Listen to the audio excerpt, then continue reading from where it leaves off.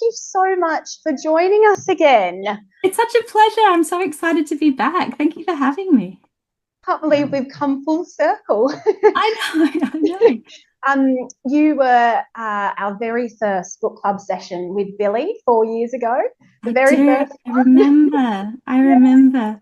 I know. Oh my gosh, it was that 4 years ago. Far out. four That time's years. gone I fast. know. It was wild. Yeah, It's when we were doing devotions. So that's right. yeah. Goodness me. All the better to be back now. Thank you. I'll just begin with the acknowledgement of country. We're so privileged to be able to come here together tonight to talk about stories. We're gathering on beautiful Noongar, which has been cared for by the Menang people for thousands of years. And I'd like to acknowledge elders past, present, and emerging. Where are you joining us from tonight, Hannah? I'm joining you from gorgeous Paramount country, so I'd also like to acknowledge that I'm speaking to you from this very special storied place and acknowledge elders past and present here too. Beautiful. Thank you, Hannah. Okay, so I watched the session from 4 years ago and I got goosebumps on my arms because in that session you talked about starting to write again. And I sort of went, oh, were you writing were you writing always home, always homesick when you were, because it would have been when you were starting to do touring and sort of promo and everything for devotions. Was that about that time? It would have been, yeah, because I think in many ways, that time, as is sort of described in this memoir, the beginning of devotion, when I really was able to sit down and find my way back to words after having kids, was really the point where I thought, I wonder if there's something in this. I wonder if there seems to be some things gathering around here. It doesn't feel like it belongs to devotion per se. It feels like this might be another project. And I definitely kicked it down the path because I knew I had to finish that novel. But then as soon as that one was done, by that stage I knew that this was what I was going to write. So it would have been, yeah, absolutely. We still actually, we've got plenty of new faces, but we also have some faces who have been with us from the beginning. So Ah, they would have heard you fantastic. talk about devotions from then. Yeah. Um, you have been busy, busy, busy touring so many wonderful writers' festivals. Can you tell us a little bit about them? Have you had, I mean, I know that it would have been star-studded, but have you had like a standout panel that you've been a part of? Oh my gosh. There's such, I take so long to write books. So for me, there's such a thrill when I finally get to sort of, brush my hair and put on some grown-up clothes and, head back out into the world and see people.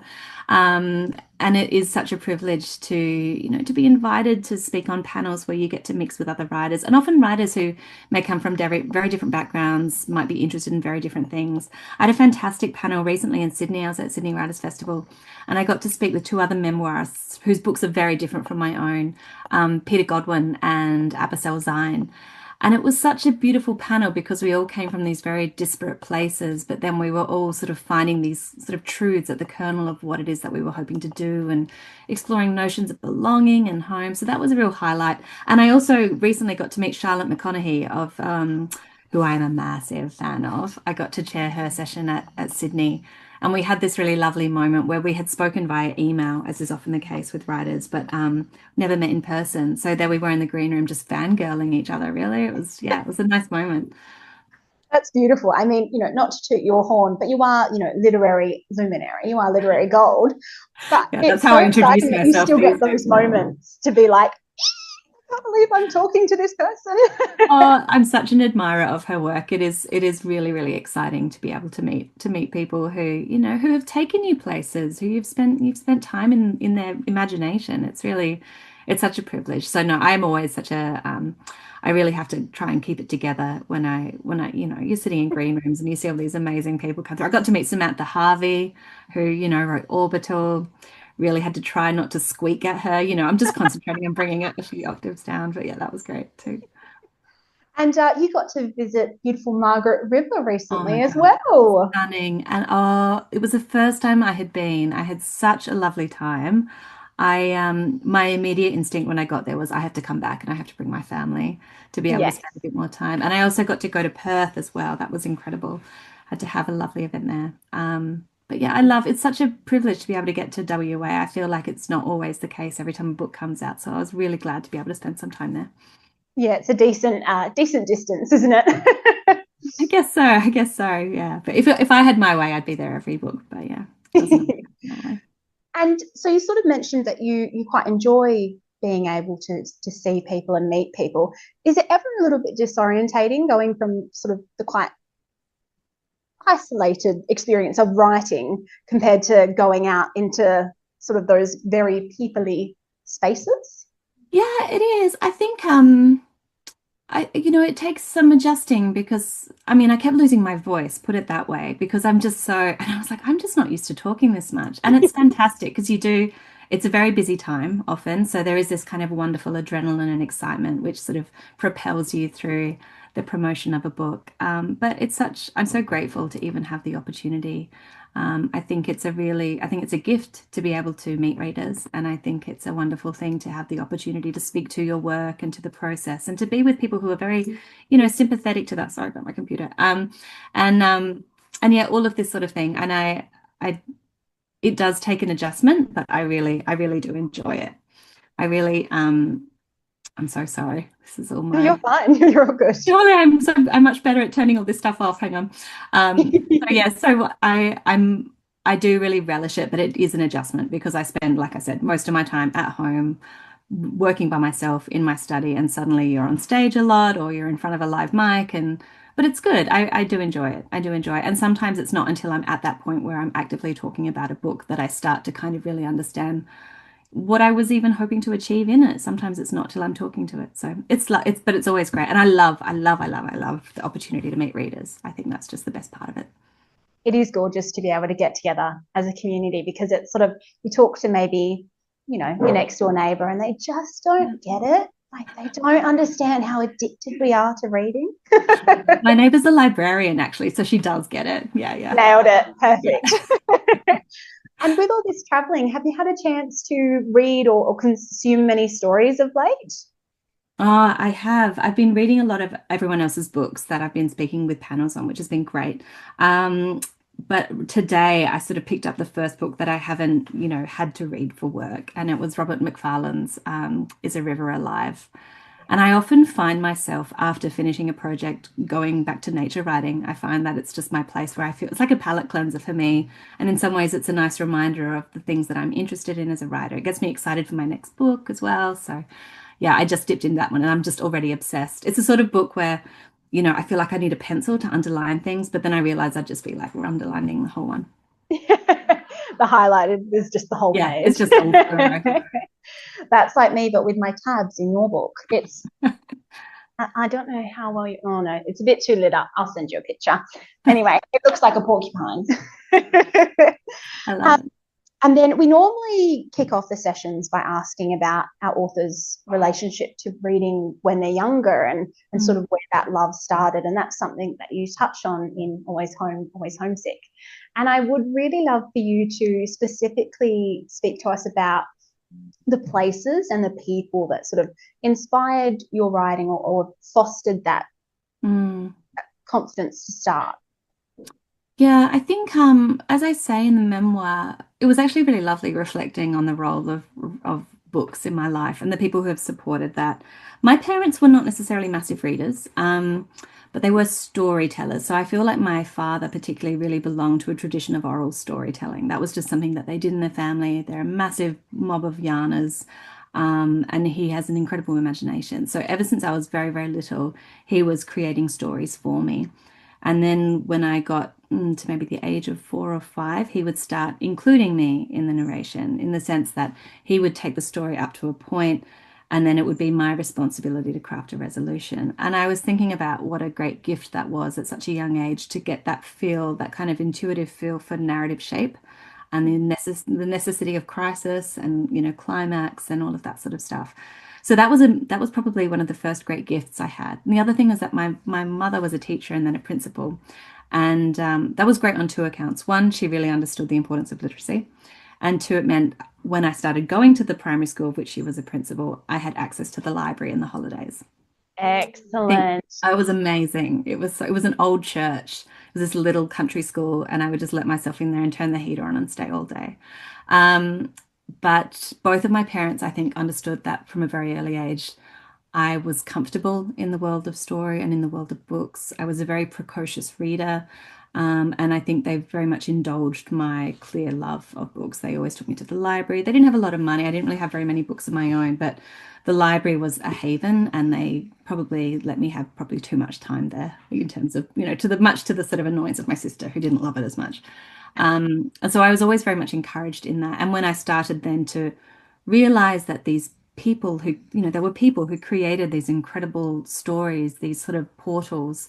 I wanted to be able to do that. And apparently, I don't remember this, but apparently I announced to them at around 6 years old that I wanted to be a writer.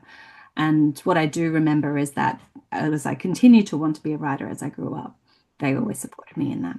Yeah. Beautiful. And you've got two children of your own. I do, yes. How would you say your love and passion of stories sort of weaves into their experience with it? Because, as you say, you don't necessarily grow up with parents that are maybe really, passionate about stories and can still grow up loving them yourself. Oh God, yeah. Yeah, absolutely. It's been really interesting. When I say I was a precocious reader, I was reading by sort of 3 and 4, like quite well. I'm sort of hyperlexic in that regard. And I think people had anticipated my daughter, who is a lot like me, to be the same. And the opposite has been true. She actually she's 7 now, and just in the last 10 weeks has she really sort of migrated from early sort of phonetic readers to reading on her own. Yeah. And it's funny because everyone had that expectation, and I didn't know what. I thought, well, she'll find her own way. But one thing that we have done, I'm sorry, that's my dog down there. She's dreaming. I don't know if you can hear her yipping. But one thing that, I've never tried to tell her what to read. I've always let her choose the stories that she wants to be read to. We've read to both of my kids have been read to every night since they were born. But one thing that I think we very early on introduced in our house was a culture of reading. The idea that reading is this wonderful thing that you get to do. And so even before she could understand the words, my daughter would be like, okay, I'm going to have a relaxing time. I'm going to go read. And she would take herself off and say that she was reading, and she couldn't, but she was sort of going through the motions. Yeah. And what's lovely now is that now that she has the skills, she still sees reading as this thing of delight. It's not just something she has to grind through and achieve at school. It's something which, is for her. And that's been really, really lovely to see her then catch up, but still embrace that kind of, I guess the freedom and the joy of reading, that she's always been very aware of that. It's something I absolutely love about the store where Paperbark is. The offices are actually right at the back of the store where the children's section is. Oh, And wonderful. eavesdropping on kids running in and going, "Oh my God, they've got number 5, Mum!" Like it honestly, it does make our day because you could be in the middle of emails. Emails aren't fun anywhere you work, but you suddenly hear this joy and delight and go, "Oh, yeah, I remember feeling like that." Yeah, absolutely. And it's so fun. And I mean, honestly, I do have moments still as a parent, where I'm like, oh, this, I'd love to read you this beautiful classic. And they're like, we want the Christmas bum book, or read me this random book Yeah. about Minecraft. I'm like, but I do it. And because I know they'll find their own way there. And I think that's something that I was also gifted with as a child was I read so many terrible books, but I was able to find my way to what I liked through just reading anything and everything. So yeah, so I'll To get your hands on. I feel like I read so much Nora Roberts at a young age because that's what we had, and that's what was in the op shop. But hey, you work out what you like through reading a bunch of stuff. Yeah. me too, exactly. And I'd like to sort of take that as a stepping off point as well for you starting to sit down and write Always Home, Always Homesick. At the start of it, you do this beautiful scene describing your birthday and the sort of the family coming together, and it's in those early stages of your second child being born. Yeah. He's not too old at that point. Yeah. And you create this cozy, gorgeous scene. Can you take us through that time a little bit more and the inspiration for starting Always Home, Always Homesick, if there is one? Yeah, it was an interesting time. In many ways, a difficult one too. So Rory, my youngest, he's now 5. He was born a few days into the first national lockdown during 2020. So he was very much a COVID baby. And it was that time where none of us knew what was happening. The world felt like a very uncertain place. Even the doctors, when I went into hospital, they didn't even know if they could touch me or talk to me without a mask or anything. It was sort of a strange time. And I remember being in the hospital room, and it was a very lonely time. No one really came into the room. It was very different to my experience of having my daughter. And I ended up asking to go home early simply because it was so isolating. And during that sort of those early hallucinatory days when you're so fatigued and you're recovering from the birth, and I was breastfeeding throughout the night, I kept on dreaming of Iceland. And then when I returned home, and I would again be waking in the night, every time I seemed to snatch sleep, it was like I was suddenly portaled back to landscapes in Iceland. And I used to dream about Iceland a great deal of, for many, many years. Having gone there when I was 17, when I first came back, I was so homesick for the place. I used to dream about it all the time, speak Icelandic in my sleep. And then I would wake and I would kind of have this weight of longing for it on me. And I had sort of dreamt about this place, incidentally throughout my life, but not with this kind of intensity that I suddenly found, with this lockdown. It was kind of uncanny. These dreams cast this kind of shadow of my days, and I started feeling incredibly, incredibly deeply homesick for Iceland, to the point where I resented my baby for waking me up because I wanted to stay in those landscapes. And they felt very loaded with meaning. As I explain in the book, it's nothing I've ever really ever spoken about for. This is the first time I've publicly spoken about it, but me and my sister and my mother have always had what we would describe as particularly significant dreams, dreams that feel sometimes full of portent or might offer insight that we wouldn't be able to access in our waking hours.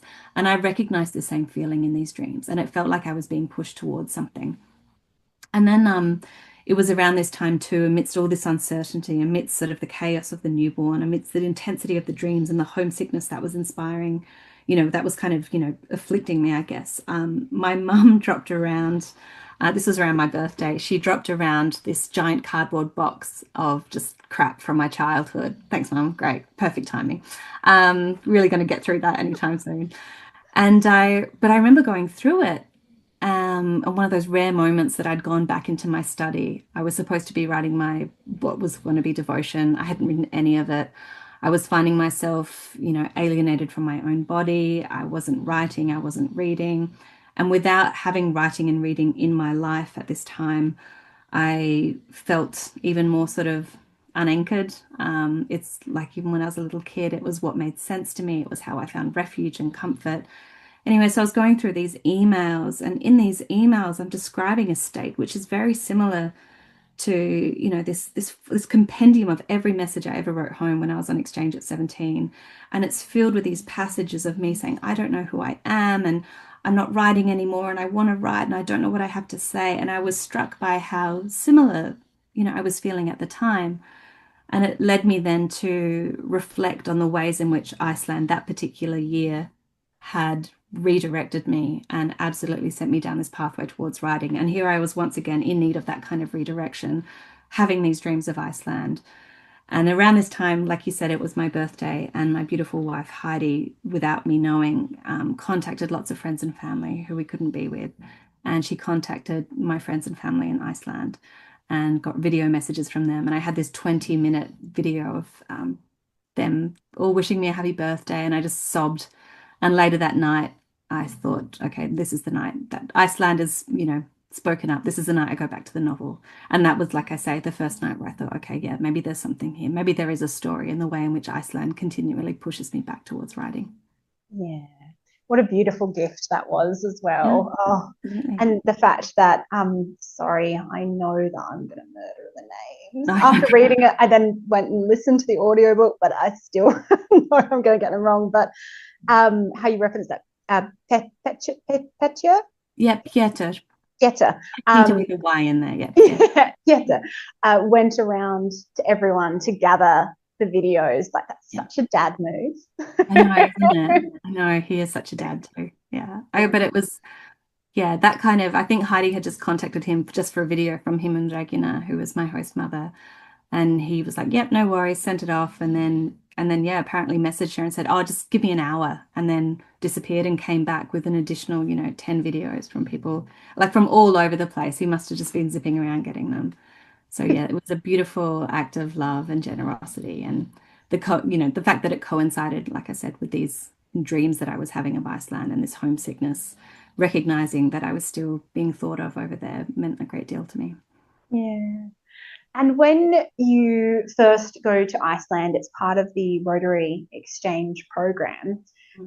Can you tell us what sort of sparked that desire to travel and to seek strange shores that made you want to go through that process? Mm. Well, I mentioned earlier that I apparently made up my mind to be a writer when I was 6, and my parents were supportive. I always remember wanting to be a writer, but I also remember at some point they had told me, you can also be other things. They're probably thinking, good to, hedge your bets, maybe do a lot of stuff, as well as, they were still supportive of the writing. They weren't trying to dissuade me. So as long as I could remember, I've always wanted to be a writer and something else. And the something else would always change, but the writing remained constant. But by the time I got to year 12, so I was quite young for my year, I was 16, I still knew I wanted to write, but I think the sort of societal pressure that I perceived to select a career that would be more, I don't know, stable, I guess, that would allow for greater independence, that had a much clearer sort of trajectory in terms of a career pathway, had really started to play on my mind. I didn't feel like I could pursue the arts. I had a lot of teachers pushing me towards, medicine and things like that.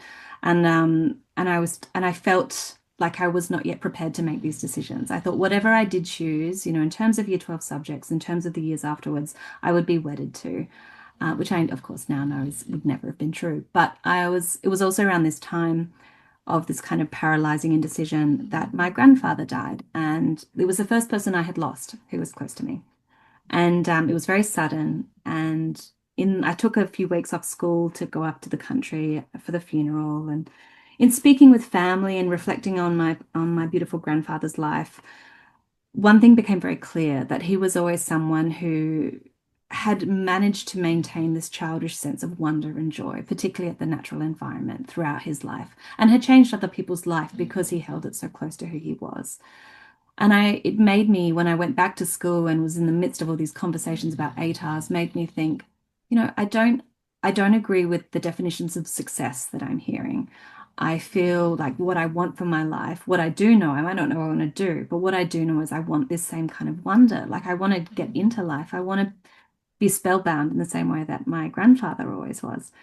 And it was in this sort of, I guess philosophical place that I was at that at the school assembly, they just casually announced, "Oh, local Rotary Club is sponsoring applicants for their exchange program," and it felt like I'd sort of been slapped in the face by life, and I just knew immediately I have to go. I didn't even consider where. It was just enough to know that, oh yeah, 12 months overseas, I'm going to find some wonder. I'm going to find some joy. And yeah, fast forward a little bit later, and I was the only applicant who's apparently expressed any enthusiasm at being somewhere where it was cold 24 hours a day in winter and dark for 20 of them that I had landed up in Iceland. Yeah. Oh, wow. And arriving into Iceland, as you say, it's dark when you get there. It's winter when you arrive. Yes, I left in January. So I left 40-degree plus heat wave in Adelaide and rocked up in, yeah, January Icelandic winter. Oh, that would have been a shock to your body. Yeah, just a little, just a tap. I find that just going from Albany to Perth. And when you first arrived, can you talk us through sort of that experience? Most of our members have read the book ahead of time, but there'll be a couple who maybe haven't had a chance to get to it yet. But we can dive into any spoilers. Okay, all right. Well, it took me 3 days to get to Iceland. And I'd had a little stopover in Amsterdam on the way, and I had actually seen another Rotary Exchange student be greeted by the people who were going to host them for that year. And there'd been balloons and a big banner, and they were sort of surrounded by hugs, and I was getting pretty excited. And I ended up landing in Keflavik Airport, which is about 45 minutes outside of Reykjavik. In the middle of the night. That's when my plane got in. And I was just hadn't slept for 3 days. I was so excited. I walked out and looking for someone with a name, looking for the balloons and the excited faces, and there was nothing there. So I stood there. I'm wearing this hideous, oh my God, this hideous green blazer, which was, full of shoulder pads, way too big for me, completely covered in like badges and things. It was, yeah, terrible. I hated it, but I had to wear it. So I'm wearing it. All everyone's kind of giving me strange looks because I'm wearing this thing, but no one's coming up to me. And so I think, okay, well, maybe they're running late. I mean, I don't know Iceland. I knew nothing about Iceland except that Björk was from there. I didn't know what the traffic was like. And so, oh, I'll just stand here. So I stood there and I waited and no one came. And eventually I thought, oh, I have a phone number of someone. I'll just give them a ring. I didn't have any money, so I went over to a car hire booth and I asked the man if I could use his phone, and he just sort of, didn't talk to me, gave me some coins, pointed to the payphone, dragged all my stuff over. I dialed the number, and I'm greeted by this beautiful voice in Icelandic. It's the first time I've heard the language. And I'm trying to interrupt this woman to say, oh, sorry, tala þú ensku, which was the only phrase I knew. Do you speak English? It's Hannah, no one's come. And then she hangs up on me. And I'm like, oh, okay, all right, that's okay. I'll call her back. Maybe she didn't understand me. Call her back. And this time round, it's the same voice. And I realize that it's the Icelandic equivalent of, your call could not be connected. So I think, okay, well, I'll go back and ask the car hire guy for help. So I drag my stuff back there. And of course, he's not there. It's Mm. the airport is shutting down. In the meantime, one other flight had come through, and I look up at the arrival screen and nothing else is coming there. So I think, well, okay, I guess I'll just stay here. I don't really know what else to do. I pulled my stuff over to the side. No one's there. I can see the workers leaving. Someone's vacuuming. The lights keep turning out. And eventually this woman does come up to me. I'm like, great, she's here. And she comes up to me. She says, you can't stay here. You have to go outside. You have to go in your car. And I'm like, oh, there's no car. Like, I'm sorry, I'm waiting for someone to come and get me. And she's like, do you have their number? And so I'm explaining it all. I'm telling her I'm an exchange student. In the meantime, she's got a mobile. She's ringing the number. She's like, no, this isn't connected. Yeah, I don't know what. And she's sort of like freaking out, and I'm thinking, okay, well, that's okay. I'll just take my stuff and I'll wait, and they'll be here eventually, or they'll be here in the morning. And she's like, there's snow outside. There's a blizzard. She's like, don't do that. She said, look, there's a bus. Just get on the bus and you just take it into the city, and I'll see what I can do. And I'm like, where do I get off? She's like, just take it to the last stop. So I run outside and the cold just knifes me, and I'm dragging my bag. I've left my gloves and scarf on the floor by her feet, slapped the side of the bus because it started like taking off. The driver pulls over and getting up, and I'm like, I don't know where I'm going. And he's like, take a seat. And then, yeah, for 45 minutes, just sit in the bus thinking, I have no idea what I've landed into. Eventually, all the other passengers are off, and the bus driver pulls into an empty parking lot and says, yeah, you have to get out now. And so I take my suitcase and I get out. And as I get out, I see there's a man in a dressing gown standing in the empty parking lot. And he opens his arms. He's like, Hannah, welcome to Iceland. He's like, I forgot about you. I thought you were coming next week. And I was like, ah, cool. Yeah. What a terrifying, funny, and cinematic arrival. Yeah. I know, man. It was, yeah, he was very lovely, to his credit, but he was, yeah, quite cavalier about the fact that he'd completely forgotten me. I don't think I've ever been that relaxed in my life. No, no, no. I did appreciate the dressing gown. I was like, okay, yeah, cool. Yeah, He relax. rushed out once he, realised the bus was pulling up. Yeah. Well, there's this beautiful phrase and attitude in Iceland, which I then like learned throughout that year, which is "þetta reddast," which he'd said to me, and I'd not understood at the time. But it's basically kind of an Australian equivalent. The Australian equivalent would be, "Oh, she'll be right. Things will turn out. It'll be okay." Yeah. And yeah, he really very much embodied that kind of way of thinking. Yeah. Oh my goodness. That would have been such an intimidating sort of start to your exchange, especially not having the opportunity to learn the language before going. How did you find those first couple of weeks of it's winter, it's dark, it's cold, it's the wonder of and excitement, but it's so overwhelming not being able to speak a language or have one familiar face or even have Google to be able to Google as much stuff as we would now. No, God, no. Only thing I'd been able to find about Iceland before I went there was obviously Björk's music, and my aunt had found 6 pages about Icelandic cod in an issue of Gourmet Traveller, which she gave me. And I had a travel book, which was terrible because it kept describing the Icelanders as like, rude and cold and like believing in elves, like just massive sweeping generalization. So I didn't know what I was going to meet. meet with. But I do remember finally arriving up north. So I unusually, for Iceland, was sponsored not around the capital of Reykjavik and the surrounding suburbs.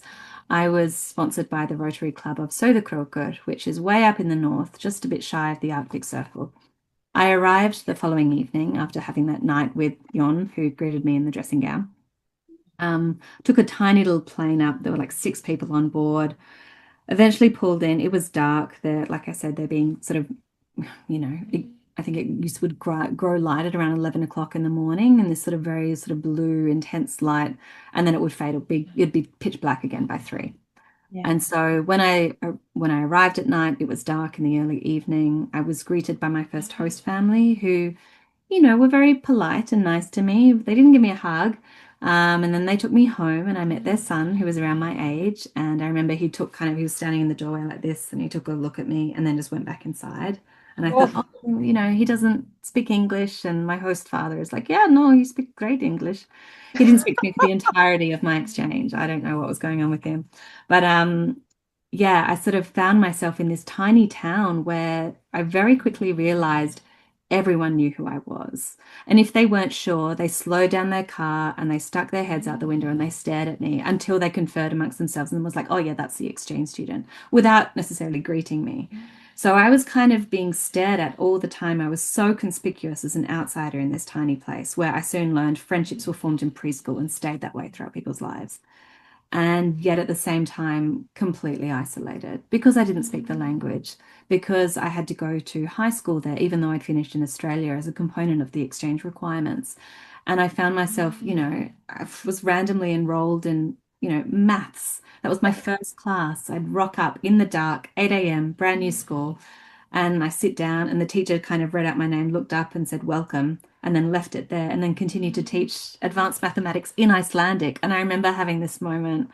And then I had German, which I also didn't speak, taught in Icelandic. And I remember after these 2 classes just thinking, what have I got myself into? And all this while, well, people are staring at me, but not really talking to me.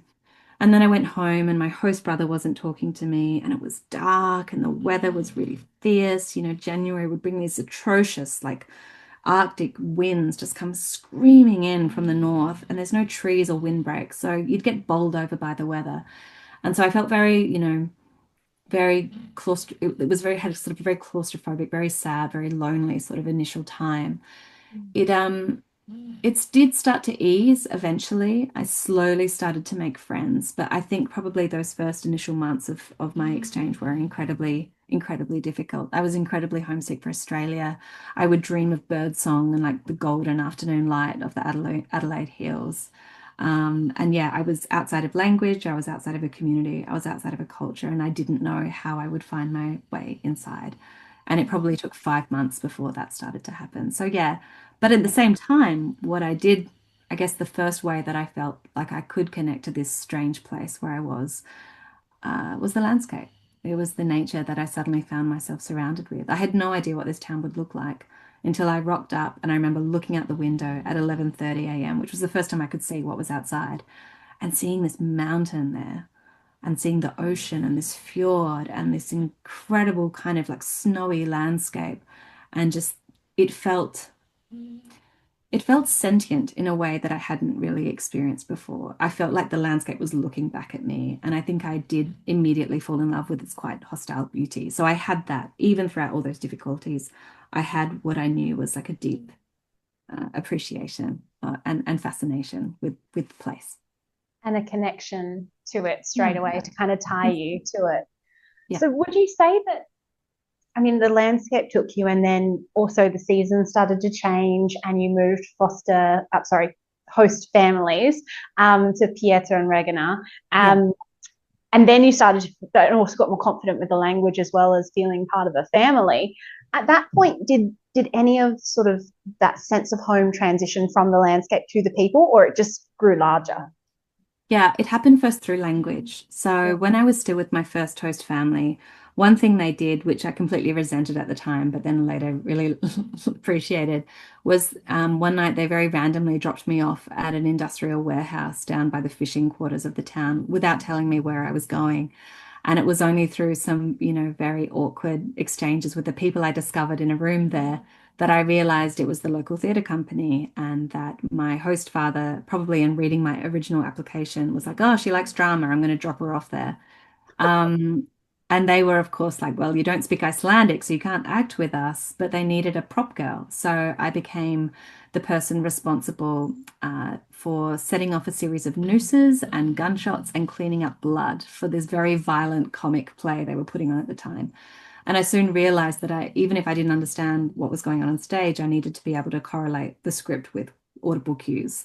So I started teaching myself the language very in earnest then, and they were very supportive of that. And then with this understanding of language came more opportunities to communicate with students at school, but also in acquiring language. I think I started to get this understanding of the ways in which it was not only a means of communication, but the ways in which language can so often be an embodiment of culture. Words hold history. The fact that there are so many words for snow in Icelandic gave me this kind of insight into the forces which have shaped this place and its people. And with this growing understanding and obviously an ability to communicate a little better, and then also finding myself in a new family who had 4 children under 10, who none of whom spoke English and who nonetheless wanted to talk with me, that kind of consolidated everything. And and then the, increasing daylight also obviously helped my mood too. But Yeah. yeah, that was probably the moment where I started to think, okay, this is how I start to understand Iceland and its people and its culture. This is how I can find connections between who I am and what I appreciate, and this place that I found myself in. Yeah. And just bringing it forward to now, do Mm. you prefer Iceland in summer or winter? Because the winter you've got Christmas as well. Yeah, you've got to, I mean, I'm so lucky to live in, like I said, beautiful Paramount country, Adelaide Hills. We have very hot, dry summers. So I think the novelty of snow has never really worn off for me. And often Christmas is the time when people, my friends and people who I love there, come back home for Christmas. It's a big Icelandic thing to be home for Christmas. Mm. And so often that is the time when I go. But I mean, it is so beautiful. And you have the Northern Lights. And like you say, Yeah. you have the Christmas and the traditions. And I really love being there for it. The summers are heady and unlike anything else I've ever experienced. And I do enjoy being there for those as well. The 24-hour daylight, the midnight sun that you get is a whole other thing. It kind of has its own strange magic and its own strange effects upon the population and upon me too. I turn into a massive insomniac. I can't sleep. Um, Yeah.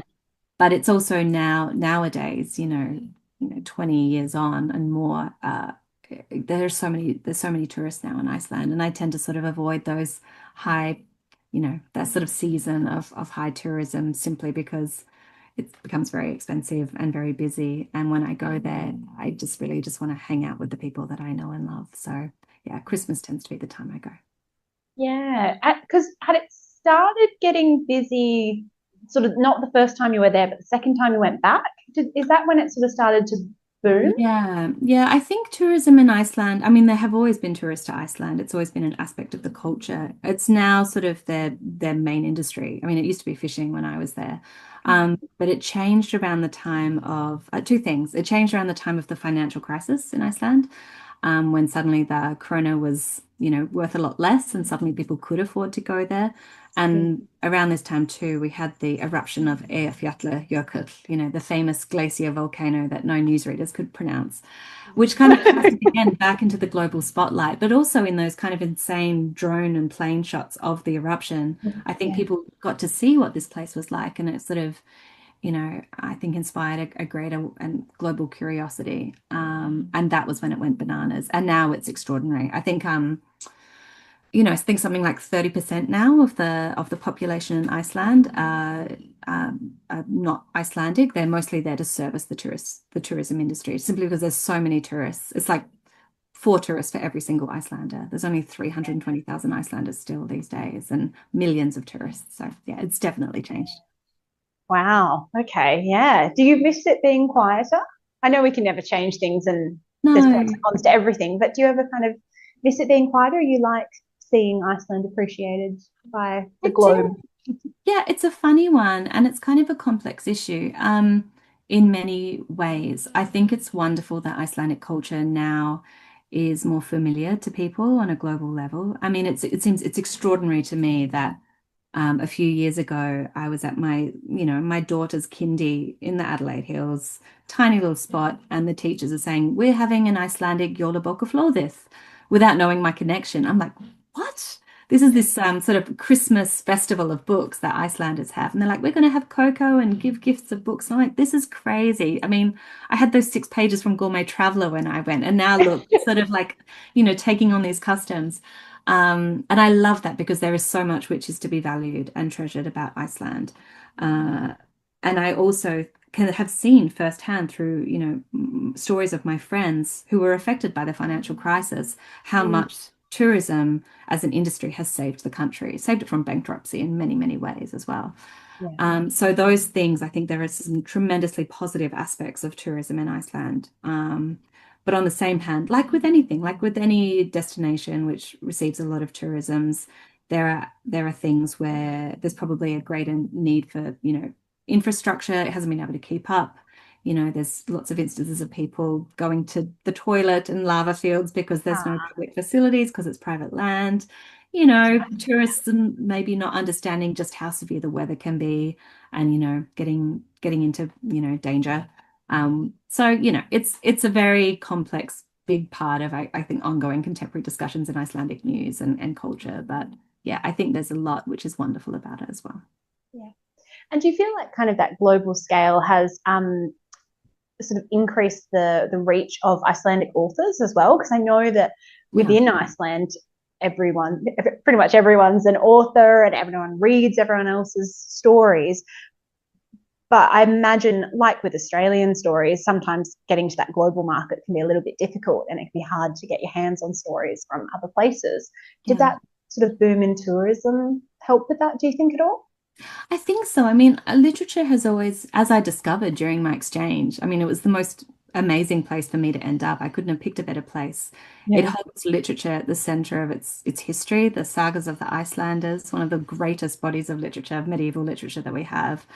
And Icelanders themselves are very aware of how precious this is, and also of the ways in which literature and storytelling and a very high level of literacy, even amongst devastating years of poverty, just a couple of 100 years ago, have kind of sustained the Icelandic people and continue to shape their kind of the closest thing you could have to an approximation of a national identity. Mm. Um, so I think, this isn't a new thing. Icelanders have always been highly literate. They've always valued stories. They've always valued the sagas. It's always, been tied up in cultural practices. But I do think that just much like, now there's Yola Bokaflo, this, South Australian Kindies, Yeah. people are more aware that of just how powerful the literary scene is in Iceland and how talented the writers. I mean, Halldór Laxness won the Nobel Prize for Literature way before the Icelandic, tourism industry really started getting cranking. But yeah, I think it's done a lot to promote the careers of contemporary writers, people like Sion and, I'm trying to think of her first name, Ava, what's her last name? Auðursdóttir, who wrote Animal Life, a wonderful recent book. I was working at a bookstore last year, and it was astonishing to me to see how many books by Icelandic authors came through. And I kept thinking, it's a quarter of the population of Adelaide, and yet look at what they're producing. And then you also look at other arts too, like the music, for example. Yeah, Yeah. they punch well above their weight in the arts. Was that Matilda Bookshop? It was, yeah. There we go. I adore them. They're I great. managed to meet the owners at like a book conference, Oh, and yeah, yeah. oh, it just looks like the most beautiful bookstore. So if ever in Oh, Adelaide, it is. Yeah, it's very much. magic. It's so beautiful. And Yeah. I love all their book clubs that they do. They do a heap Yes. of different book clubs, and they look really fun. Yeah, it's great. I grew up with the bookshop. I remember my first ever writing prize was a voucher for Matilda's, and then I got to work there. So that was a lovely feeling of coming full circle. They're very, very passionate. Yeah. Yeah. Alrighty. Away from that, back to the questions. I'm getting distracted here. So you had been in Iceland, grown to love it, had been inspired, and it sort of did what you hoped it would do, where it sort of gave you some direction to where you wanted to go, and you decided to pursue creative writing at university. And you'd also already come across what you would be then doing your university sort of degree with. Can you talk us through a little bit of finding that spark and then pursuing it within that university structure? Yeah, well, like I said, I had no idea of how important literature and authors and writers and poets were to Iceland until I landed in it. And it wasn't something that wasn't immediately apparent. But as I started to sort of find my way in this community and also speak a little of the language, I suddenly realized exactly how extraordinary it was. I remember one of the very early instances of, I guess, being on the receiving end of the extraordinary validation I had in terms of writing and its importance in Iceland was in my Icelandic class, where I didn't understand anything. I was given separate exercises by this very formidable, very grumpy teacher. He was incredibly tall, never smiled. And he would sort of give me these, worksheets in terms of language learning, and they were incredibly boring. And I often instead would find myself writing poetry in the margins of my notebooks. I think one of the things that I soon discovered in those early months of being incredibly homesick was how much I loved books as a means of comfort and relief and belonging. There was a book of English novels in the school library, which I sort of read my whole way through. And it was an amazing list. It was, Thomas Hardy and Virginia Woolf and Margaret Atwood. And I realized in reading these books how much I wanted to be able to write like that and returned to writing in a way that I hadn't by that stage for several years. So at this time, I was writing my way through my homesickness, writing these poems. And one day in Icelandic class, I hear my teacher clear his throat and I look up and he's looming over me and he's like, what's so important that's stopping you from writing, you're doing your exercises. And I'm like, oh, sorry. And he picks up my book and he looks at it and goes, poetry. And I was like, yes, sorry, I'll do my work. And he just sort of dropped my book and left. And then the next time I had Icelandic class, I went in there and he summoned me to his desk. And I thought, oh, he's going to tell me off again. Mm. And instead, I go up there and he says, Hannah, this is for you. And he gives me this book. And it's this book of Icelandic poetry translated into English called Cold Was That Beauty. And I open it, and on the front cover, he's inscribed to Hannah from one poet to another, Gay Lurker. And I was incredibly moved. And then he looks at me, same with his kind of grumpy, serious face, and says, you'll be published. And I said, oh, I hope so one day. And he's like, no, if you keep doing this, you will be published. Keep doing it. And from that day on, he just let me write poetry in Icelandic class for the rest of the year. So that was probably one of the most examples of thinking, oh no, I'm being pushed back onto this path. Others were as indirect as, rocking up at a farmhouse, which is like 3 hours away from the nearest bituminized road, and going into this tiny little, home and it just being completely plastered with books. There were books everywhere in a way that I had not really encountered in Australia, honestly. And so, and every time I sort of started to mutter these ambitions of writing, I never got the impression that I was being humored, that this was a hobby. All the Icelanders that I spoke to were like, yeah, do it. You should do it. Writing's really important.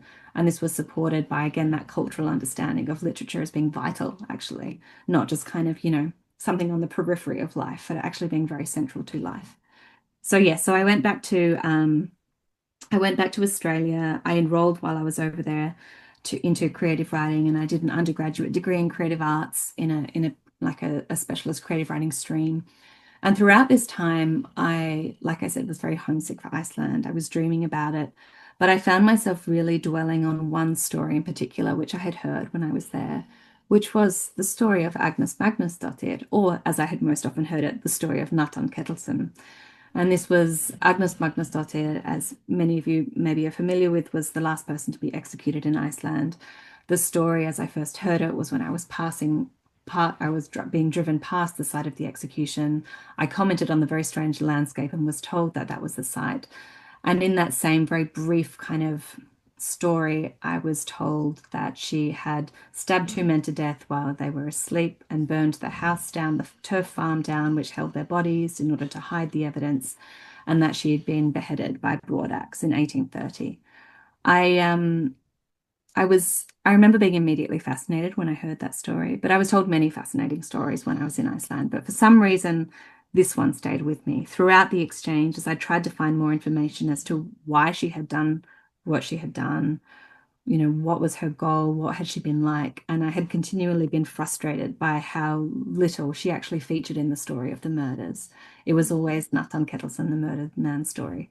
Then when I was back doing my degree, I kept finding myself in the library just, not thinking I was going to write anything, but just kind of curious about her and Googling her and using the library resources to find her. And eventually then I started dreaming about her with such regularity and with such intensity that by the time I sort of, came to do my honors degree and had to write a curative thesis, I was like, I think I need to write about her. By this stage, I was obsessed. So really that was kind of how the book originated. And you returned to Iceland to gather more, will be able to access more primary resources and to try and really be immersed in the everyday life of what it would have been like to live then in Iceland. And I wondered, how did you find trying to balance historical facts with fiction? It seems like it would be even harder in a way than writing fantasy where you could kind of maybe put whatever you wanted in. It seems like it would be a Yeah. really hard balancing act. Yeah, by the time I went over to Iceland for 6 weeks of research, I was doing my PhD. I never submitted, so don't call me doctor. But it was going to be for like a full-length manuscript. And I was by this stage completely obsessed, like I said, with Agnes Magnusdottir. I think I had gotten to that state mostly because my curiosity was still so unsatisfied about her life. I never thought that I wanted to find her innocent. That was not ever anything that I was particularly, that wasn't even relevant really, I guess, to my interest. What I had discovered by that stage through my research in Australia was every account of the murders that I was able to kind of, get document delivered that I would then translate.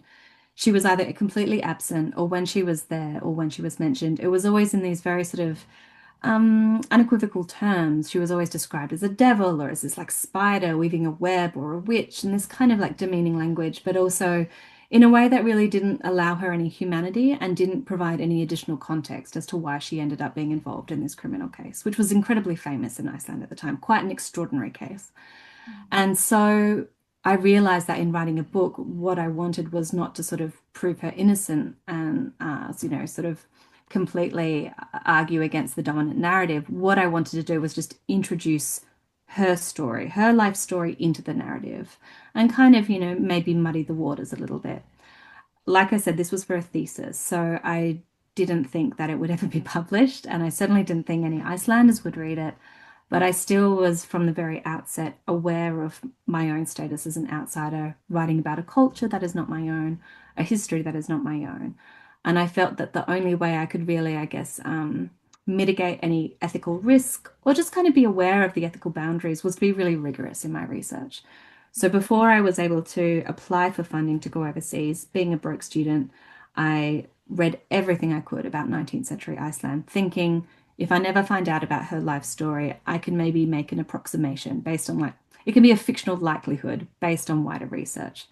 So I read everything from like recipes and proverbs and like smallpox epidemics in Scandinavia, like anything. I had never researched before. I didn't know what I was doing. So I read everything, which actually ended up being a wonderful way to go about it because I cast my net so wide.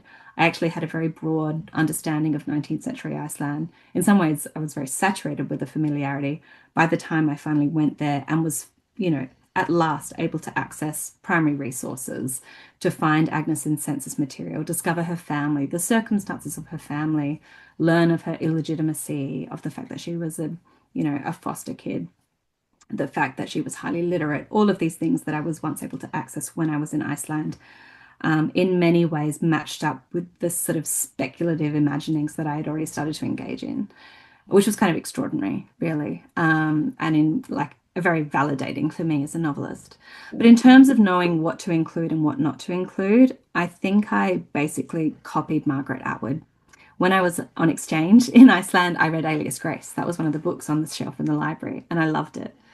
And I remember returning to that book, in terms of representations of murdering women, and reading the author's note in which Atwood describes her methodology as being if there's a known fact and you can corroborate it, don't change it.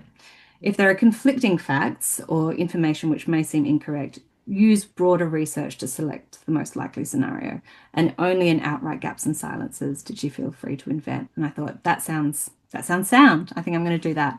And that was really what I did. But it was very much a book, the manuscript and everything that was in there was very much wedded to things that I had discovered in the research. Even the sections in burial rites that were written in first person were written in Agnes's voice, occupying an interiority that I would never have, you can never get access to. You can't even get it from the living. We never know what goes on people's minds. Nonetheless, it was informed by the lyricism that I discovered in the poetry that was attributed to her, these sorts of things. So yeah, that was kind of how I went about it. But I was conscious that I needed to stick to a certain, yeah, method because as it happened, I'm very glad I did. When, you get hauled in front of live television on Iceland and they ask you why you feel you have a right to, do the story, you're glad you do the research. Yeah, that would have been very full on, especially when you say that you weren't expecting it to get published, much less read in Iceland. Was it almost an element that you just weren't anticipating having to sort of, I don't know, defend? Yeah, I mean, I thought of it in terms of defense initially. When the book, so the whole circumstances of burial rights being selected by publishers was kind of out of this world and very disorienting and overwhelming and wonderful. But it was when it was acquired by the UK, I didn't realize that they also sent English copies throughout Europe for sale. And so I discovered that it had been available in Iceland as a novel in English when I started to get letters from relatives of people, that I had based my characters on. And I'm so glad I did, because they were wonderful. And many of them were, thank you so much for telling this story. I am the descendant of Björn Blöndal or Nathan Ketilsson or, the priest, many descendants of the priest. And there had always been something, a lot of the letters went along the lines of, I had always been very troubled by the dominant narrative or the way this story has been told. The story as it has been passed down in my family from the perspective of the priest who was with Agnes at the very last was very different. He, really connected with her. He was forever changed after her execution. Thank you for offering a different perspective. And I mean, I did have a moment where I acknowledged that people who hated it were unlikely to get in touch unless they really hated it. But that was still a very wonderful moment. And then a few years later, when the book was acquired in Iceland to be translated into Icelandic, that was really a point where I thought, okay, I am going to be asked about these things, like why I was interested, how I know Iceland.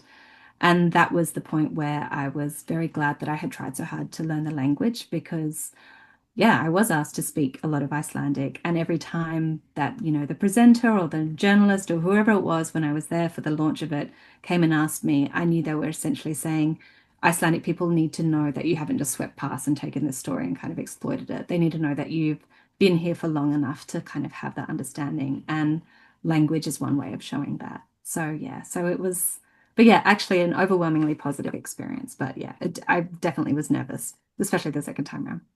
Yeah. And just touching on translation as well, it's something that I always am curious about, like when they announce, for example, international like Booker Prize, and it's always the author and the translator kind of working in collaboration. Was that like that for the translation with Icelandic, or it was a bit different? No, the author translator is a writer. He's an Icelandic novelist in his own right, and a playwright. His name is Jónsson Kristjánsson, and I was able to meet him and speak with him about his translation, as well as read his translation. But I was very glad that he did it. We had some lovely conversations about it, and he did. I remember we had one funny conversation. He said, "I was really impressed by your research, but you did get one thing wrong." And I was like, oh my God, what did I get? What did I get wrong? And he's like, in the old days, Icelanders just burned like horse dung as fuel. And you said that they used coal. And I was like, no, I know that. And I was really annoyed by it afterwards. I was like, there's not coal in the book. I've never said that the Icelanders burned coal. And then I realized that I'd used coal as a synonym for ember and he'd taken it literally. And I was like, okay, phew, I got away. That's Yeah. okay. That's all right. But Feel like I knew yeah, it. yeah, but I've spoken to many Icelanders who read the book in English and then also read the Icelandic translation, which again is kind of testament to how much Icelanders love reading. Yeah. More people than I have expected, and all of them have said that the translation is a very good one, and I think he's actually been awarded prizes for the quality of his translation. So yeah, I feel like he's absolutely been able to take a lot of the credit, as is, rightly deserved. Yeah. And so on the completion of burial rites and Agnes's story Mm. in Always Home and Always Homesick, you referenced that it was almost a period of grief for you. You had to sort of finish the manuscript and then put it to the side for a period of time. Was that something, can you speak to that experience, but also about whether that's something that you've had at the end of other manuscripts, or whether that was particularly close to you because it was Agnes's story? Yeah, it's funny. I mean, I'd never written a book before, and I had always imagined, finally finishing a manuscript as being this kind of celebratory moment. And the opposite was true. I think it was probably heightened by the end of the book, in terms of what happens there. Not that it's really a spoiler, but um, by that stage, I had spent so much time with this character and so much time researching the real Agnes. I felt very close to her. And, I had sort of, like I said, this process wasn't simply sort of academic. I'd also had this kind of very strange, intimate connection, even if it was only on my end, of, dreaming about her kind of relentlessly. When I wrote this memoir, I looked back on my journals and I was struck by just how often I dreamt and how often I documented these dreams. And at the time, I didn't really see it as part of a wider pattern, but looking back, it was very clear to see that she was always sort of foremost in my sort of consciousness. Even when I wasn't writing, I was always thinking about her. So when I reached the end of that book and it came to its natural conclusion, I think that there was a letting go involved when I realized there was nothing more to write. And the emotion I felt, really, without questioning it at the time, was just grief. And I wept. I wept when I finished it. I printed it out, I put it under my desk, and I remember I put my forehead on my desk and I just cried my little heart out. And I took the rest of the day off just crying in bed. And I think it was probably a combination of relief, but I think it was also quite a genuine grief at the real Agnes. Um, because, I had grown close to her, and it was a reminder again of what had happened to her and the myriad cruelties and I guess the myriad tragedies which are entwined with, the execution and the, in many ways, miscarriage of justice. Not because she was innocent, but simply because, well, it's against the Human Rights Convention to have the same person investigate, judge, and, condemn a criminal case. And it was so clear to me the political influences which had helped shape, her fate. So yeah, I think it was grief. And it was interesting when I came to write the next books. I didn't think that I would feel that same way. I think, oh, like now's the time I'm going to pop the champagne. But I think with every book that I write, because they take me so long and I spend so long drafting, and not even the working hours, but I don't know if other writers have said this, but I mean, I do get obsessed and I just carry these people around with me. They're who I'm thinking of when I'm waiting for the bus or cooking dinner. And there's a point when you realize that your time with them has stopped. And there is always definitely a sort of a bittersweet feeling in that, and also a sense of grief. But I think it was particularly heightened with Agnes just because I had stayed so close to the true story. And I was very aware of the tragedy within that true story. and and being your first, you would have had all of those feelings as well of I've completed this manuscript. I've done it, when maybe perhaps there'd Mm. been moments of doubt where you weren't sure whether you'd be able to do it in a way that you were satisfied with it. Was there ever an element of Yeah. that? Oh yeah, there was definitely that, but there's definitely that in every other book because I still every new project feels like a first novel or a first. I mean, this was my first memoir, but or I always feel like a debut because you know, maybe you learn to trust the process a little bit more, but I feel that my creative process is very much entwined with self-doubt because there's no direction. I don't really know what I'm doing. I have to work it out as I go, and there's always these moments where I'm just like, oh my God, I'm like 50,000 words in and I don't know what I'm doing and it's just a waste of time and I'm going to chuck it and I do chuck it and then I start again and maybe I get a little bit more confident that the doubt is going to be there, just ignore it, let it be and keep going. But yeah, it's every book feels like a first book. That actually doesn't change at all. Do you have like a archive or hard drive of like put a pin in it kind of projects that you're like, no, it's not working, I'm going to come back to that? Or do you kind of just keep knuckling through them? I think I keep knuckling through them. I don't really, I do rewrite a lot. So first drafts, I'm not a planner. I'm not one of those wonderful writers who are just like, here's my character list, here's my, plot outline, off we go. Today I'm writing this amount of this chapter. I'm like, I have a feeling and a weird vision and maybe a question and a playlist. Yeah. And I don't really know what I'm doing, but there's like an atmospheric sensibility that I'm hoping to capture and maybe a setting. Or maybe I just have like this really insistent question and let's away and let's see what happens. So the first draft is me telling myself the story. And so is the Yeah. second draft and probably the third. And then by that stage, I probably get a sense of, its shape and it feels a little bit more manageable, like more like something I can hold. And then, yeah, but it doesn't get to that stage. It doesn't get to the stage where I start to think more critically as a writer unless I feel that it has a heartbeat. And there's been lots of projects which I've discarded after maybe halfway through a first draft. I'm like, there's no life in this. It feels dead. Like Yeah. there's no, I don't know. And I wish I could articulate it better, but it's something which I feel on a very gut level. Charlotte Wood, in her beautiful book, The Luminous Solution, refers to this exact, I believe, same feeling as heat seeking. Like you just kind of know when something has got life in it. It's hot. It's like, for me, it's always like trying to find that pulse. And as soon as I feel it push back, I'm like, okay, I've got something. I have no idea what it's going to be, but it's there somewhere. And then yeah, but if I don't feel that, I don't really start, honestly. Like this next book that I'm about to start writing now, it's going to be my next novel. I have, I think, a setting. I have a strange kind of nebulous sense of two characters, but I have a very strong intuitive sense of its tone, even Yeah. though I have no idea what the plot's going to be about.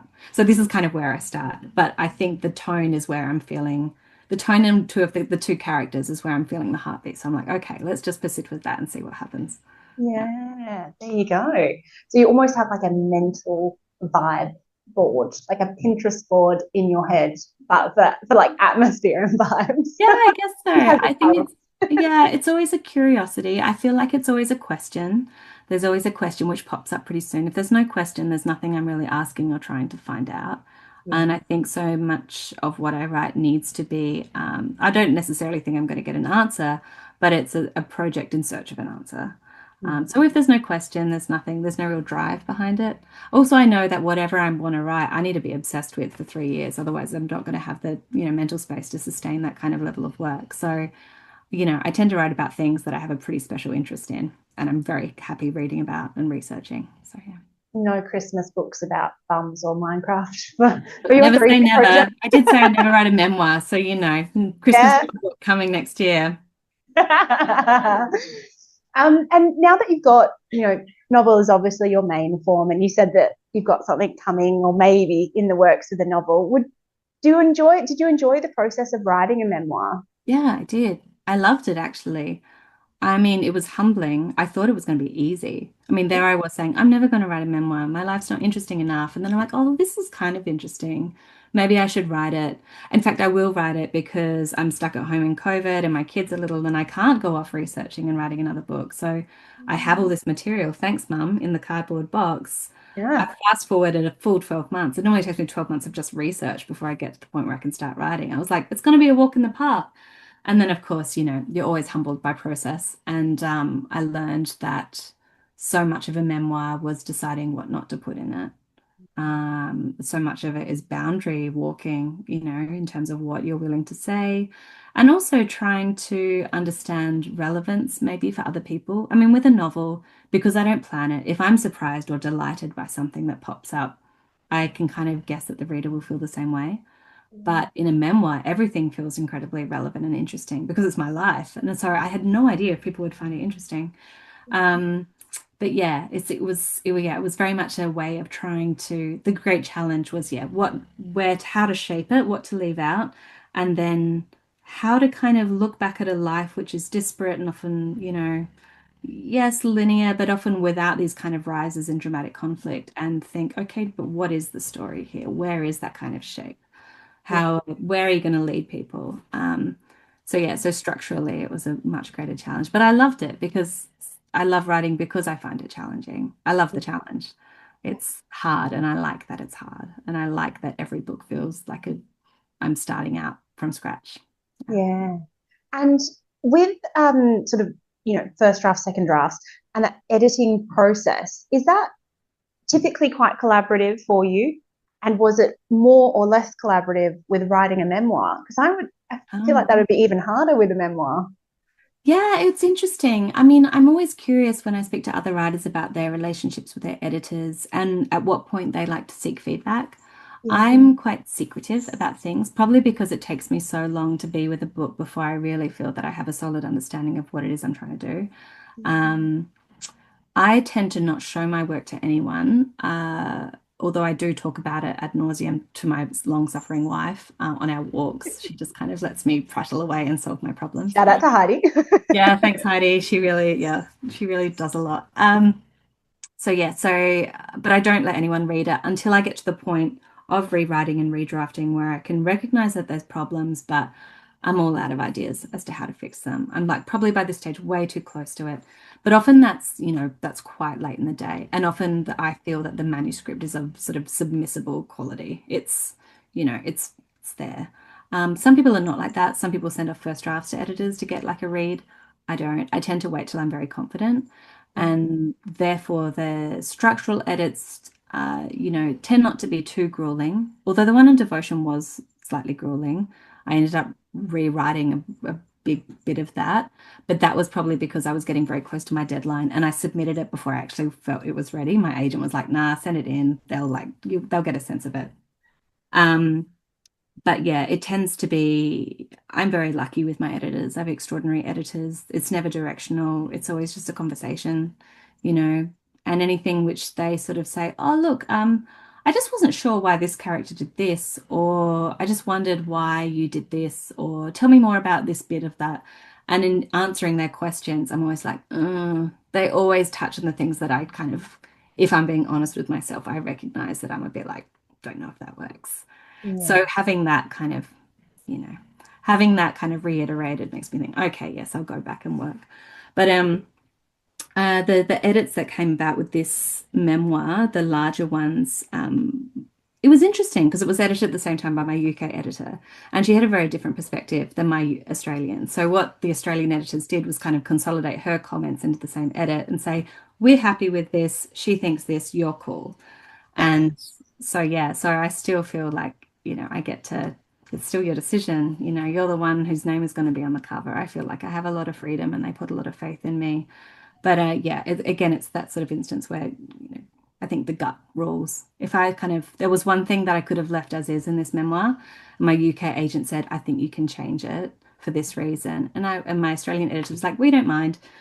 And I was like, "I'm going to leave it because it's a lot of work to redo it." And I sat with it for a week and I kept coming back to it. And then I, told Heidi all about it on one of our walks. And she's like, "It sounds like you want to change it, but you don't want to do the work." And I said, "Yeah." She's like, "I think you need to do the work." And I was like, "Yeah." Oh, So, yeah. oh, I love it. Therapy walks. Yeah, it's great. Everyone needs a sounding board. Yeah, for sure. Yeah. Deadlines, love them or hate them? Because have you had, this might sound silly, have you had deadlines with each of your stories? Or like, have you ever sort of had one, mostly been able to do it before having to approach someone and say, hey, would you like this? I am so burial rights did, even though I was never going to submit that, and I ended up doing that, and it was kind of more or less finished. I still had a deadline for that book because it was part of the PhD. So I've always had deadlines, but I am someone who needs them. I can procrastinate endlessly, and if I don't have a date where I need to submit something, I don't know. I need the adrenaline and the stress to get me through. Like sometimes that's all that's keeping me in my seat. It's not always sustainable, and it's not great, and I'm working on it. But I think that's more or less how I work. You So need that even pressure. though, what's that? You need that pressure. I do. I do. No, I need to feel like I need to be, very afraid basically to finally get it done. And that actually happened with this book. This memoir didn't have a deadline because I had little kids when I signed the contract and I was like, I don't know when I'm going to be able to write. And my beautiful Picador publishers were like, "We trust that will eventually write." So they still let me sign a contract. But then I got my UK contract for it. And I was just flipping through it once they decided to acquire it. And then this was in September. And then I looked at the end and they're like delivery October, mid-October. And I was like, "Next year?" And I checked the date. I'm like, "No, this is 21 days from now." I'd written 40,000 words, like less than half. Oh my goodness. Kind of the blood just drained from my face. And I was at home and Heidi was home and I came running into where she was in the bedroom and I was like, "Heidi, I didn't realize at the time, but when I signed this contract, they're expecting delivery mid-October." She's like, "Okay."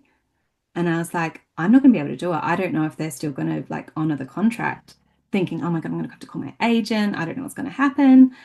And then I said, okay, I've got to call my agent. I don't know, I have to work out some way of doing this or, and then I sort of stopped and she's like looking at me already knowing what I'm going to say. I said, or I could write it in 21 days. I've never told anyone this, by the way. This is so unprofessional. And she looks at me, she says, it'd be nice to have it done. I said, it would be nice. She's like, guess I'm single parenting for the next 21 days. And I was like, bye. And I basically disappeared into this office and I just worked nonstop, like really Yeah. long days. And then I got it done in 21 days. So, Oh my goodness. I feel like you need to get like a sash or something like in moments of doubt to be like, yeah, I did that in 21 days though. So, it's so bad. Like I had notes and I had early drafts, but in terms of like it being, of a quality to submit, it was not there. oh, So yeah, so I yeah. guess I do need deadlines. So Yeah. otherwise I'd probably still be writing it, honestly. And does your next one have a deadline or are you just starting that yet? I don't know. I probably should go back and read my contract, honestly. I think it does. I should probably say when that is. I'll email you. Check that deadline. Ooh. And it's a bit of a departure from where we're at with that questioning, but I'm conscious of time and I really want to find out, do you have a favorite Icelandic saga? I'm reading Oh yeah, Saga Lands at the moment by Richard Feiler and beautiful. Kari Gislason. Yeah. Uh, Murdered that, I'm sure. No. Yeah, because I've read all of Richard Feiler's other ones and realized that I hadn't read Saga Lands, which I thought was Um, criminal, really. And especially after listening to your conversation with him and yeah. reading all of your books, I was like, got to get to this. And so I'm about halfway through, and they're absolutely gorgeous. And immediately, as soon as I was sort of, adding on extra questions for you, I went, and what one's your favorite? Oh my gosh, I love it. That's such a beautiful book. Sarglan is just the most tremendous book by Caldig and Richard. And I actually had the very good fortune of when I was at Melbourne Writers Festival recently, Richard chaired a session. And we were in the green room ostensibly to sort of, work out what we are going to talk about. And we just got completely sidetracked about exactly this because he's such an Icelandophile. We both are. So like, what's your favorite saga? What's my favorite saga? What do you think about this? What did she mean in this saga? And I think both of us have the same one, which is Laxdæla saga with the incredible character of Gudrun Osvifsdottir, who I think I stole her line at the beginning of Burial Rites, which is, this it's an amazing, for those of you who haven't read Laxdæla saga, it's amazing. It's incredible reading. It's the most beautiful saga. It describes essentially a love triangle and this woman who sort of has four different husbands, and it's full of like revenge and, oh God, I could go on forever. But at the very end of her life, her son, sort of who doesn't know which of these men and all the various sort of dramas that surrounded these marriages meant the most to her. He asks her, but which one did you love the most? And she famously responds, I was worst to the one I loved best. And this single line, I think, is one of the greatest lines in literature. And it just has been debated endlessly, like, which did she mean? So yeah, I would say absolutely, Laxdæla saga. Beautiful. Well, thank you for that. I have more questions, but I would love to have time for you to read out a passage for us. Yeah. And for anyone who hasn't already spied it, if you love this, Hannah actually narrates the audiobook for Always Home, Always Homesick as well, which I was also very curious about because that's the first book of yours that you've narrated. Yeah. Was Yeah. I that a loved bizarre it. experience? I loved the experience. It was so much fun. I was a bit worried. I lost my voice the week before I had to go. But yeah, so but I don't think you can tell in the recording. I loved it. It was such a beautiful, I'm so glad they let me have a go. And it was fun to be able to sort of, yeah, it's different when you're talking about people who you know. You can copy their weird accents and mannerisms and things. I really enjoyed it. Yeah. Was it really long sessions, like recording sessions? They allowed a week to do Yeah. it. I think we got it done by Thursday. Yeah. Yeah. Yeah. But yeah, You it's must like get it's a needed long time. lozenges at the end of that. Lots of tea, lots of herbal tea. Yeah. Yeah. Alrighty. So while Hannah selects the passage to read out loud, I'd love for you to have a little think if you've got any questions that you'd like to ask, because we'll go to audience questions after, if that's okay, Hannah. Do you have any particular section you would like me to read or? I loved all of it. As you can see when I send you a picture of my coffee. I adored all of it. But as I said earlier, most people have read it, so feel free to pick something further towards the back, because I know that's not an opportunity you get all the time. Yeah, absolutely. Let me I find. did really love the section where you describe bringing sort of the animals, the horses and the sheep down. Oh yeah, the retier. Yeah, I love Yeah. that. Alrighty. Okay. Let me find it. Okay. So Retier, for those of you who haven't read the book, is what happens every October, where in the summer all the sheep and horses in Iceland just roam free range in the mountains collectively, and then in October everyone gets together and sort of starts to bring them all down, and the whole community gathers to kind of physically sort them into their separate pens, and it's amazing. It's an amazing time. So I'm going to read you that bit. The next day, I am picked up by Pietro, Regina, and the kids, and we go to a different retir, situated in the more isolated reaches of the North Country. This one is for sheep, and I am determined to do my part. I wear a traditional lopapesa with its circular patterned yoke, and climb the mountain with some of the men instead of waiting down in the valley. It is cold and windy, and trudging up the steep incline, I feel the history of the land drawing close to me in the same way it did on Sudri Hofdalir. A mist descends. My ears ache in the wind as we wait for the mountain riders to bring the sheep from the uplands. The damp settles on my lopapeser. Eventually the horsemen appear, silhouetted through the mist at the top of the range. They call out in greeting, and then hundreds of sheep pour down before them. Together we drive the sheep across the face of the mountainside towards a corral on the valley floor. Arms wide, I copy the shouts and whistles of the Icelanders and herd sheep through bogs and outcrops of rock, trying not to slide through patches of loose gravel and shale. Others join me as I reach the lower expanses, greeting me with a friendly "Hi, Hanna," before helping me bring my corner of the flock towards the pen. We finally make the journey down the mountainside without any escaped sheep, and everyone goes back to a nearby farm to revive themselves with smoked lamb, boiled potatoes, beans, and soðithbrauð, deep-fried bread slathered for butter. We go back to the pen for the sorting after the meal. Gunnar Stefan shows me how it is done. He climbs into the corral and grabs a sheep by the horns with both hands. I watch as he swings his leg over its body, checks the tag, and then walks it to the correct section. These sheep are daintier than my own family's flock of wethers back in Australia, their fleece much finer. Still, I am surprised by their strength and how difficult it is to walk a bucking sheep to its pen. The mist does not abate, and the skies are ominously dark, but everyone is in high spirits, and we all laugh when someone is bested by a sheep and left lying in the mud. It isn't long before my legs are sore from being stuck by so many horns, my hands aching from a constant grip. I cannot wipe the smile off my face. After the sheep have been sorted, we return to the farmstead for a traditional cafe. There are kleinur and biscuits, milk and coffee, and great saucepans of hot chocolate. By 7 o'clock, we are stuffed full, and Birgitta and Jonathan are yawning. Muddy and damp, we pile back into the car. During the long drive home, I watch the dark skies brood over the mountain tops and imagine I can hear again the riders' cries of greeting emerging from the mist, the calls traveling down the valley before rising back up in echo. Thank you so much. Oh, that was beautiful. Thank you so much for reading that to us.